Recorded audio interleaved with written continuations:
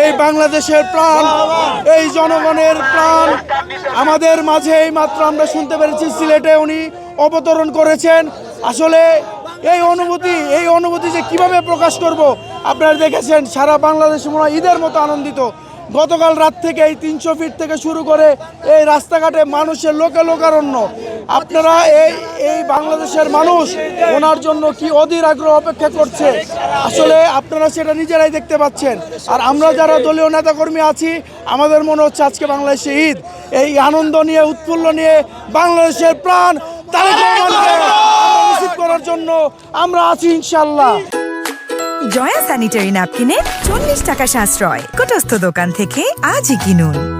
যত সময় কাছাচ্ছে তত আমরা এক্সাইটেড। আমাদের নেতা আর কিছুক্ষণের মধ্যে বাংলাদেশের সিলেটের পূর্ণভূমিতে অবতরণ করবে। তারপরে ওখান থেকে বাংলাদেশে হযরত শাহজালাল আন্তর্জাতিক বিমানবন্দরে অবতরণ করবে। আমরা খুবই এক্সাইটেড। আমরা দীর্ঘ প্রতীক্ষার পর আজকে আমাদের এই কাঙ্ক্ষিত দিন। আমরা আগে আমাদের ছাত্রদল, যুবদল ভাইয়েরা তারেক রহমানকে হয়তোবা সামনাসামনি দেখেনি, আমাদের দেখার সৌভাগ্য হয়েছে। আজকে সেই নতুন জেনজি জেনারেশন আজকে তারেক রহমানকে দেখবে।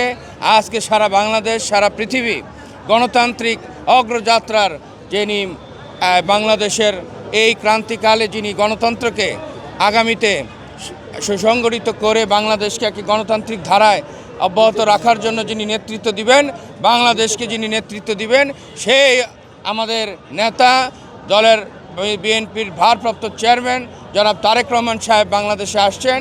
ইনশাল্লাহ আপনারা দেখতে পারবেন আমাদের এই বাংলাদেশের সাধারণ জনগণ তাকে কিভাবে, ঢাকাবাসী, সারা বাংলাদেশবাসী ওনাকে কিভাবে গ্রহণ করে এবং ওনার কাছে আমাদের প্রত্যাশা, উনি আমাদের প্রত্যাশা পূরণ করবে।